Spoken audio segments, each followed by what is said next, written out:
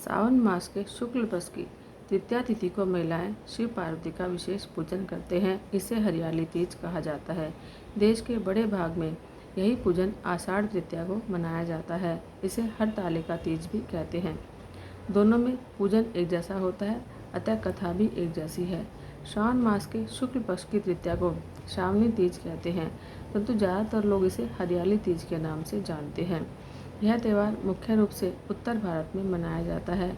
इस दिन स्त्रियां माता पार्वती और भगवान शिव की पूजा करती हैं। इस दिन महिलाएं निर्जला व्रत रखती हैं। इस व्रत को करवा चौथ से भी कठिन व्रत बताया जाता है। इस दिन महिलाएं पूरा दिन बिना भोजन जल के व्यतीत करती हैं और दूसरे दिन सुबह स्नान और पूजा के बाद व्रत पूरा करके भोजन ग्रहण करती हैं।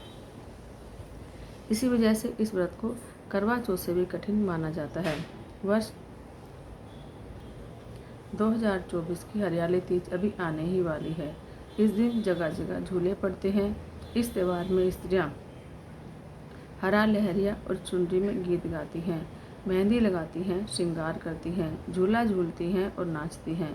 हरियाली तीज के दिन अनेक स्थानों पर मेले लगते हैं और माता पार्वती की सवारी बड़े धूमधाम से निकाली जाती है।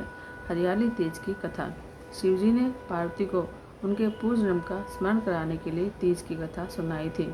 शिवजी कहते हैं कि हे पार्वती, तुमने हिमालय पर मुझे वर के रूप में पाने के लिए घोर तप किया था।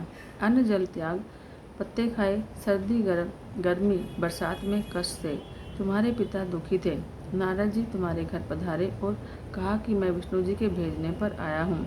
वह आपकी कन्या से प्रसन्न होकर विवाह करना चाहते हैं। अपनी राय बताएं। पर्वतराज प्रसन्नता से तुम्हारा विवाह विष्णु जी से करने को तैयार हो गए। नारद जी ने विष्णु जी को यह शुभ समाचार सुना दिया, पर जब तुम्हें पता चला तो बड़ा दुख हुआ। तुम मुझे मन से अपना पति मान चुकी थी। तुमने अपने मन की बात अपनी सहेली को बताई। सहेली ने तुम्हें एक ऐसे घने वन में छुपा दिया जहाँ तुम्हारे पिता नहीं पहुँच सकते थे। वहाँ तुम तप करने लगी और तुम्हारे लुप्त होने से पिता चिंतित होकर सोचने लगे, यदि इस बीच विष्णु जी बारात लेकर आए तो क्या हो गया। शिवजी ने आगे पार्वती जी से कहा कि तुम्हारे पिता ने तुम्हारी खोज में धरती पाताल एक कर दिया, पर तुम नहीं मिली। तुम गुफा में रेत से शिवलिंग बनाकर मेरी आराधना में लीन थी। प्रसन्न होकर मैंने मनोकामना पूरी करने का वचन दिया। तुम्हारे पिता खोजते हुए गुफा तक पहुँचे।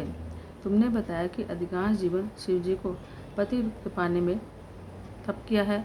आज तब सफल रहा और शिवजी ने मेरा वरण कर लिया। मैं आपके साथ एक ही शर्त पर घर चलूंगी, यदि आप मेरा विवाह शिवजी से करने को राजी हों। पर्वतराज मान गए और बाद में विधि विधान के साथ हमारा विवाह किया। हे पार्वती, तुमने जो कठोर व्रत किया था उसी के फलस्वरूप हमारा विवाह हो सका। इस व्रत को निष्ठा से करने वाली स्त्री को मैं मनोवांछित फल प्रदान करता हूँ।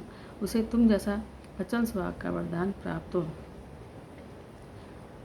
सावन महीने में शुक्ल पक्ष की तृतीया तिथि को कहीं कजरी तीज तो कहीं हरियाली तीज के नाम से जानते हैं। भविष्य पुराण में देवी पार्वती बताती हैं कि तृतीया तिथि का व्रत उन्होंने बनाया है, जिससे स्त्रियों को सुहाग और सौभाग्य की प्राप्ति होती है। सावन महीने में तृतीया तिथि को 100 वर्ष की तपस्या के बाद देवी पार्वती ने भगवान शिव को पति के रूप में पाने का वरदान प्राप्त किया था। तो हरियाली तीज के दिन विवाहित स्त्रियां अपने पति की दीर्घायु के लिए व्रत रखती हैं। इस दिन स्त्रियों के मायके से श्रृंगार का सामान, मिठाइयाँ और उनके ससुराल भेजी जाती हैं। हरियाली तीज के दिन महिलाएं सुबह घर से काम और स्नान करने के बाद 16 श्रृंगार करके निर्जला व्रत रखती हैं।